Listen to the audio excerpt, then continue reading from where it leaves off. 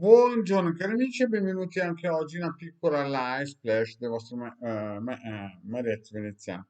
Oggi vorrei parlare un po' degli avvenimenti che arriveranno a settembre-ottobre, e cioè che ci mancano solo gli extraterrestri e la loro invasione.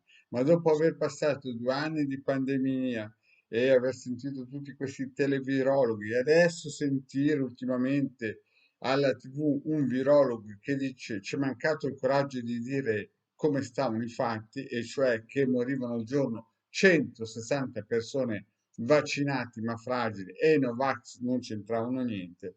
Beh, dopo aver sentito questo e dopo che il vostro Marietto Veneziano le ha raccontate per 2 anni in tutti i modi che la storia era così, no?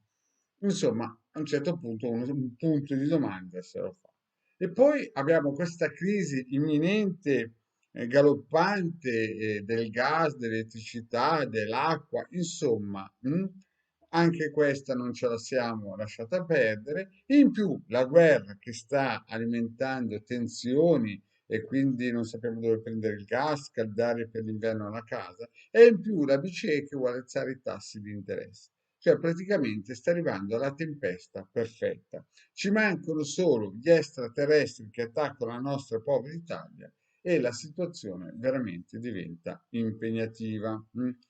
Quindi prepariamoci a un nuovo inverno con i virologhi che incominceranno a decantare che tutte le colpe di questo mondo sono dei Novax.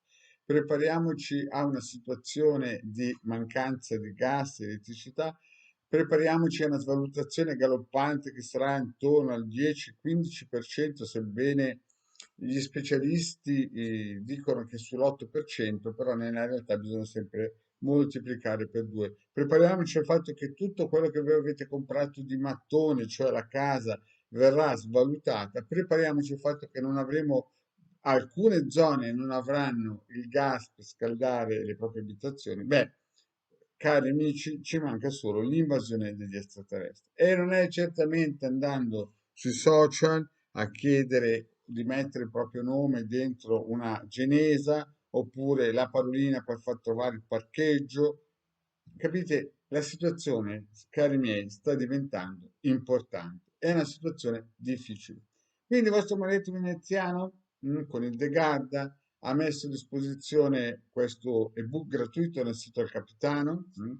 Questo ebook che stiamo promuovendo nei social è gratuito, lo si può scaricare con tanti circuiti anche questo.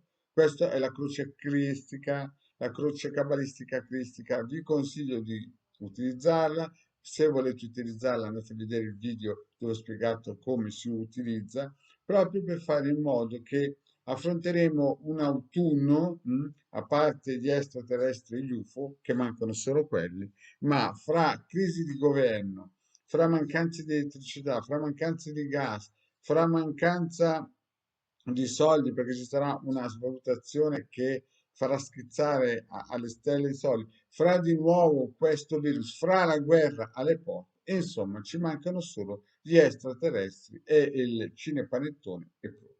Quindi a tutte quelle persone che prevedono di restare rinchiusi con le mascherine, che avranno attacchi di panico e via dicendo, il vostro Marietto dice: se avete la forza, le capacità, fatevi consigliare di andare a scaricare l'ebook dove c'è questo circuito che ci dia a tutti la forza cristica di poter superare questo settembre-ottobre che sarà veramente impegnativo.